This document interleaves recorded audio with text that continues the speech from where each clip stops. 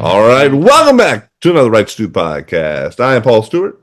And I am Brian Wright, and we have gotten to get to Monday and a little rainy weekend here in North Carolina, but, still good sporting events.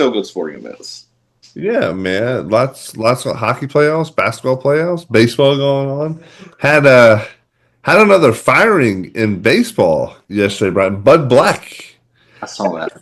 Probably not much of a surprise, but the Colorado Rockies manager got let go yesterday after a 7-30 start, something 7-30, something like that. Not good, not good. Any surprises there for you, Brian? No, I think a lot of teams are taking that approach to fire managers. In baseball, I don't know. I think you can set culture. I think if you're close, a manager can make a difference. I'm not sure a manager can bring you, strategically do anything different. So, a lot of the decisions are so made, I would imagine, as a group, maybe not in game, hey, who you bringing in relief, but you know who your 3 or 4 relief guys are, you know who your closer is, Yeah. And that's kind of probably been discussed with analytics and a bunch of different decision makers to decide that. I don't know. Now, the Rockies got some players, man. They got a young guy. They obviously, but do that? They don't have any. They don't have any pitching. They don't have any pitching. There's 7-33 overall. Ryan McMahon, he gets kind of talked around the past couple trade deadlines. The rest of the team's not. 288 is their highest average at the moment. 273 is next. Then a bunch of guys under 250, which isn't good if you're which is kind of par for the course for a lot of teams right now, though. Well, yeah, that's true too. I would just say it probably wouldn't be good. I don't know. Humidor, that thing's still kind of making a run in. Yeah, they still keep the balls in the humidor. ERAs, as expected in Colorado, not great. I don't know. It feels like they've had teams in the past, but had some free agents. It's interesting that you would think more free agents would want to go there as a hitter, right, and just have a kind of a fun season, throw up some numbers. You remember those numbers from like the '90s, right? It's like, well, Todd Helton and Larry Walker, but I think they would have had really good numbers anywhere. But there were some that were there. I think it. I'm sure there's almost, it depends on where you are in your career, right? If you're going to a place where you really want to try to win and get as much money as you can, you probably aren't going there. Yeah. If you're a young guy, are you signing a 2 or 3 year there? It's almost like, who's our boy on Midnight Library of Baseball? Ben Orlando, yeah. I'm not well, Ben Orlando, who was the guy he talked about who the average wasn't respected? Oh, yeah. I can't remember off the top of my head, yeah. So I don't know if it's as respected. Like, you go there and you tear it up. I'm not sure it's as respected if you go somewhere else. But it feels like what I'd heard is they've really had challenges getting pitchers to come there. Like, free agent pitchers do not want to come there. No, why would you? I would never. It's kind of like, well, it's one of my few choices, and I think you massively have to overpay people, right? And I would be interested if they could do, from a draft standpoint, just like, I think it's down to like 10 or 20 rounds, whatever it's down to. What if you picked just like 75% is pitchers? That's exactly where I was going. Yeah, we're on all. There's been a couple of drafts like that where teams have gone heavy on pitching or hitting, by whatever it is, and they've taken just a crap ton of pitchers, and maybe that's the route. Like, let's take as many college guys as close to the big leagues as we can get and hope some of them pan out, sort of thing. It's an interesting perspective. Hey, speaking of pitchers in the minor leagues right now, our buddy Nolan McLean just got moved up to AAA. Had a great first start in Syracuse. I think with 7 innings, 7 hits, no runs, I think, or 1 run maybe, no runs. But threw really well, man. Had a great run in AA. And got moved up. So I'm man, hoping he gets up there sooner than later, man. He's doing great. Well, I'd say he's on a path to get up there this year at some point. And, he's with an organization that they're not what the Mets used to be. The Mets used to be, from a money standpoint, kind of the Yankees' little brother, and the amount of money they Yeah. spend, they've obviously spent and committed to winning. Is the Cohen up there is committed, fully committed to winning. Speaking of Syracuse, not that I know a ton or we speak on this sport, men's lacrosse, Syracuse men's lacrosse just beat Uh-oh. Harvard in overtime to advance in their playoffs. Is that a big deal? Is that an upset, or what are we talking Well, about? Harvard led 8-2 at halftime. And then Syracuse came back. A lot of good stick work. I like men's lacrosse as far as just visually looking at it. I don't really know the sport that well. Yeah. But Gary Gait famously, was the Syracuse. Him and his brother were famously probably the two most famous lacrosse players for the longest time. Gary Gait, he actually coached the women's game for a long time. His brother and him together collectively started the Gait Lacrosse Stick Company and made millions, I'm sure. Talking about that the other day. Yeah, the gate. I didn't know anything about that. And so, anyway, long story short, really good game. They won in OT. They were favored. It was at Syracuse, but great crowd. And so, Syracuse, as a town, has a lot of good sports. You can go watch AAA baseball and see Nolan McLean. And then you can go over and see Syracuse is a top 8 seed. And so, they're probably going to get another game at home and see really good lacrosse there, too. There you Good go. town. Yeah. So Nolan's first start: 7 innings, 7 hits, no runs, 7 strikeouts, no walks, and got the win. So good start there. Hey, I've you been said it. to Syracuse in International League. When I was in that league, Syracuse. The What do town you think of the town? I haven't been up there really. it was like a lot of cities in upstate New York, just kind of gray and older, a little dirty. I mean, not like just dirty because that's the nature of it, right? You got a lot of snow and a lot of that sort of thing. I feel like there's Rochester and Binghamton and those cities in the eastern and internationally.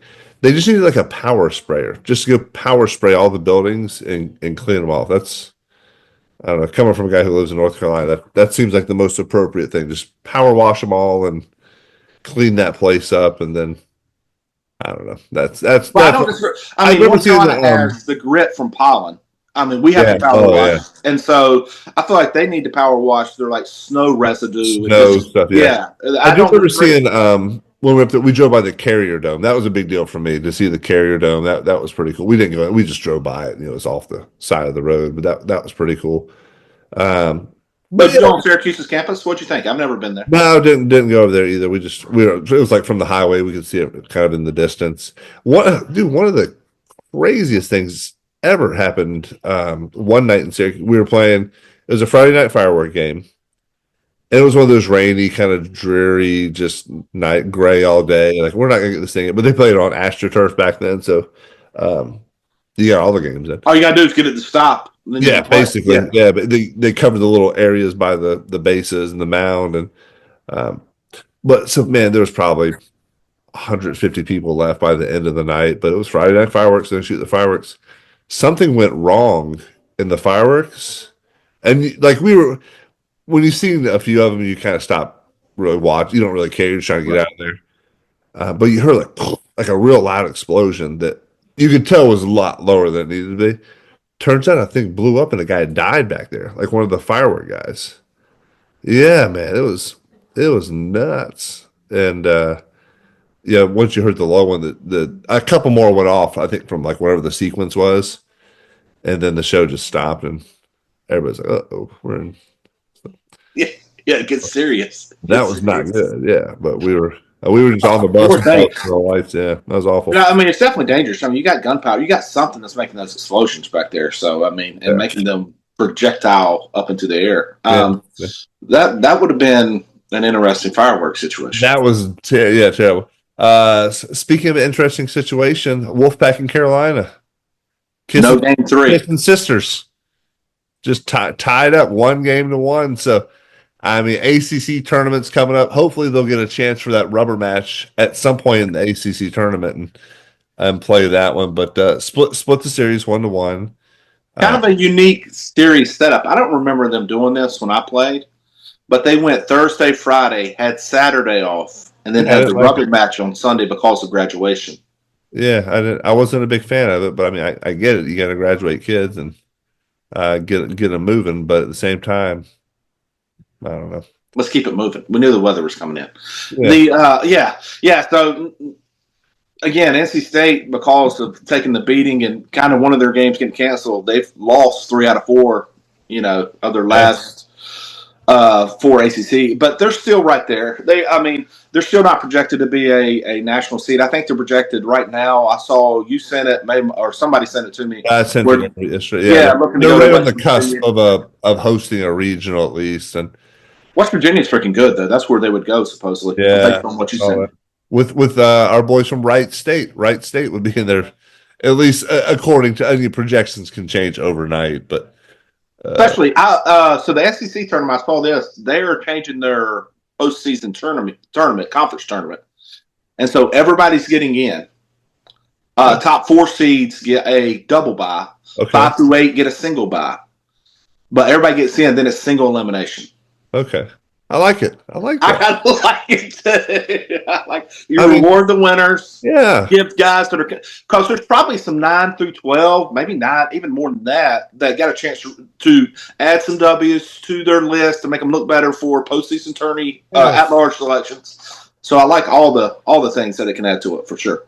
yeah, absolutely. Well, Brian, we had Mother's Day yesterday. Did you get a chance to do anything fun, celebrate it? Or I know you had some dance competition stuff you were doing. Yeah. So Were you we're all wearing back. your like bedazzled like dance dad hat? Nah, I don't do that anymore. Hey, you don't do it, wait. You say you don't do it anymore? Well, there was a time my wife bought me this shirt, and it's like my daughter's name's Dad, I felt like I needed to be, maybe neutered to wear that around, and so it's just, again, she was young enough to where she kind of liked me to wear it, so I wore it a couple times, but that's been tucked away for probably the last 4 or 5 years. And Wait, can we break it out like for an episode one day, maybe? for sure, Okay. for sure.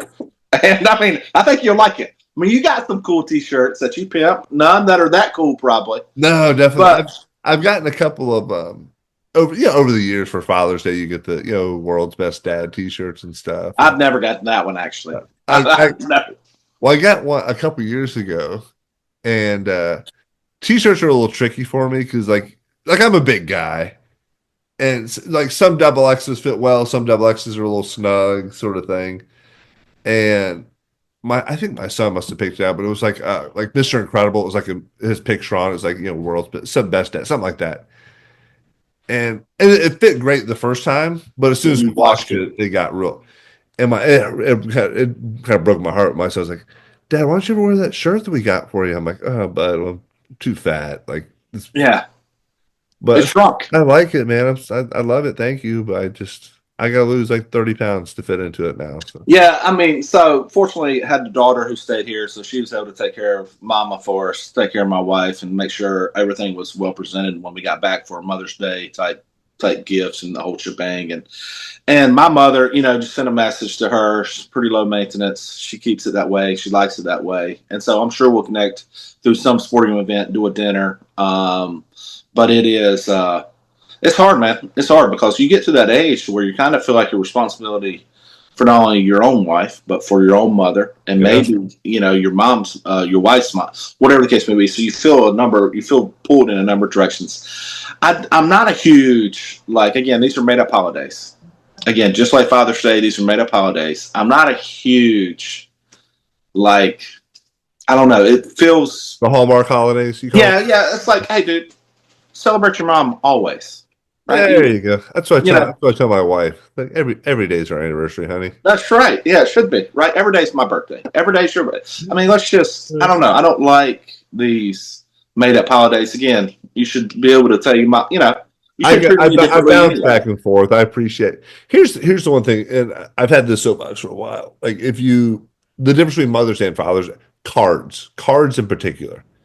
If you go to get a Mother's Day card, it's Mom, you're the best. Where would we be without you? I can't believe how amazing you are.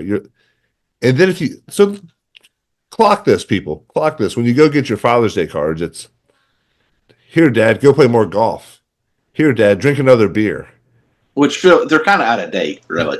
You know what I mean? But that's a lot of there's some that are nice and sentimental sweet, but there's more that lean on the side of like, Dad, you're kind of a schlub, but we'll celebrate you anyway. Have you noticed that? Like, is that? I don't buy cards often when it comes to that. A lot of times I try to do just a very generic card. If I do buy one, a very generic card, but minimal writing on the inside, then I'll try to write something on the inside. And so I don't buy a ton. I don't disagree with it. I did just see a statistic this past week on Instagram talking about the amount of time that, you know, fathers spend with their children now is vastly greater than it was when we grew up. Oh, As far okay. as the amount of time, I mean, vastly. I mean, it was, you know, in hours. I think it was like 20 minutes in the 80s, 20 to 25 minutes average a day, right? Because they're working, doing different things. Yeah. To now, it's like 3 hours. It was something. It was vastly different. The numbers that I saw. And again, you got to have two parent homes. If you end up in a one parent, that can skew the data for sure. But it's vastly different. Yeah. Yeah. That So is I feel like we're doing good. I feel like we do good, right? You do a lot of doing great. things, and I do some Doing great. things, and Yeah. so hey, we got athlete of the week. It's Where are we at? it's Monday, Brian. Athlete of the week. Athlete of the week. Athlete you should know. Athlete you should know. Crap. Athlete you should know. That's what it's called. Here's the music. Hey, so usually you do these things, and so obviously we got hockey, we got baseball, we got a guy named Jim Riley. Again, 1895 to 1969, Canadian-born hockey player, baseball player, the only person to ever play in both the National Hockey League and Major League Baseball. Riley played 9 games in the NHL, not a ton, and 6 games in the MLB in 1921 and 1923. But he actually played a ton of minor league baseball, like 12 seasons of minor league baseball. And he was involved early on and won the part of winning the Stanley Cup early on, but it was actually a competitive league to the NHL. So he was kind of playing in the league. The reason is not a whole lot known about. I've never even heard of this guy, because when you think about these guys, whenever you think about athletes, you really want them to be somebody you should know, and you kind of feel like if there's a guy that's played both sports. Like I was like, because there feels like there could be some crossover there, right? But Yeah. hockey is such a long season, especially if you're in Canada or really anywhere. Such a Yeah. commitment. It's hard to have both, but it's a lot of hand-eye stuff. In addition, so he played 12 minor league seasons. After batting .303, hitting 9 home runs in 56 games for the Vancouver Beavers in 1929, he signed with the St. Louis Browns. He started his career as a second baseman and played in 4 games at that position in 1921 for the American League, becoming the only athlete in sports history to play both Major League Baseball and in the National Hockey League. After the season, he switched permanently to first base and returned to the major leagues in 1923. Played for the Washington Senators, and only in those 6 major league games, he was 0 for 14. Dang it. And so, he was actually just a really interesting guy. Ended up dying and passing away in Texas. But obviously a phenomenal athlete. Didn't grow up a lot of people in those times. Didn't grow up the easiest way, and figured out how to. Hey, I'm a pretty good athlete. And Jim Riley, Jim athlete. Riley. So that gets me thinking. There's a lot. So some Canadian-born Major League Baseball players. Larry Walker obviously comes to mind. I played against Justin Morneau, and he swung a big bat. A few more. Matt Stairs. I didn't realize he was very likable. Jason Bay. From coming up with the Pirates and with the Mets. Eric Gagne, pitcher, really not a hitter. Another one, current Freddie Freeman. Both his parents are from Ontario, Canada. Freddie was born in California, but has dual citizenship. And then he was raised in Atlanta, if I'm not mistaken. The thing I heard that was interesting about Freddie was what they should be able to do in North Carolina. He had his last period class when he was a junior and senior. I know at least when he was a senior. I think junior and senior was called baseball. He would go and hit and throw and work out for the last hour or whatever. And that was his PE, which I like if you have that ability. He was pretty good at that then, huh? Yeah, it worked. It worked out for him. Here's another one. Vlad Guerrero Jr., born in Canada. Technically Canadian. Has he got three places he can claim? I think he's probably, well, I mean, I would assume Dominican, clearly. Maybe Canada. I don't know, the United States as well. I'm assuming he probably has a residence in the United States as well, but that's pretty, that just kind of makes me chuckle. I think that's funny. Joey Votto also a Canadian. Yeah, and he was So looking maybe to. there's I'm sure these guys grew up playing hockey, or at least kind of fooling around. And Oh yeah, and it's just so hard. I mean, just like with baseball around here, that's kind of the sport. You got to be so good to yeah, even play in high school, and it's just a commitment. And the money that's required for your skates and sticks and everything else, and oh it's so wow, yeah, different. I think I've read recently where like to fit the hockey goalie, it's like $2,000. So you got a 9-year-old, and you're spending $2,000 worth on equipment and for then their that can't that last lasts for a for a couple year, years. maybe, Yeah, right? And so it's just, some of these sports have gotten to the point where it's financially just doesn't make sense because the yeah. chances of even playing through high school are not that great. That's why playing against sports is a great business model. Yeah, It's become one. Yeah, I mean, and we've talked about it, but I don't know, the towns and communities that used to support a little bit more. Maybe people just decided to go a different way. You think about it, the same way with basketball, right? Basketball is AAU, is money driven. oh yeah, Hockey, if you grow up in the South, hockey you required to have money to have a chance, right? yeah. You got to And do a lot of so traveling. Yeah, and so, interestingly enough, the manager or the coach for the Hurricanes, Rod Brindamore his son, obviously had to spend a little bit of time down here because he played with the for Hurricanes. several years. Yeah, So he's made it to the NHL. He got a chance to get on the ice with his dad coaching, which is a pretty cool situation. that's awesome. Yeah, And that's so it's tough though, man. Growing up in the South, it's just you got to have means to really yeah. in sports, but especially in hockey. Well, I know the Hurricanes do a lot in the community as well. There's several ice houses and centers where they practice and play, and they sponsor youth teams. But again, it's not it's not like you just drive around Raleigh or one of these small towns. You see kids playing pickup basketball or other things. Hockey is a real commitment. Like you've got to want to really play that and get on the ice. That's So we had some friends whose son played hockey, and he played hockey obviously in the South. yeah, And it's basically a $10,000 deal, $10,000 or $11,000 deal to even when they're young, and because, like you said, they're going somewhere to play.